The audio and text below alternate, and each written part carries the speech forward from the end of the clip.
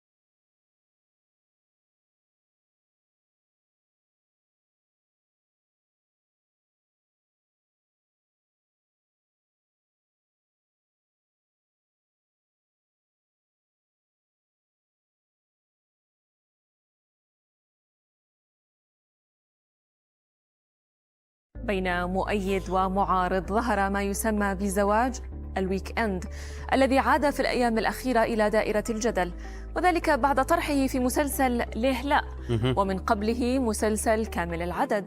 هو نوع من الزواج يتفق فيه الطرفان على أن يعيش كل منهما في مكان غير الآخر ويلتقيان ليومين كل ويكند. يعني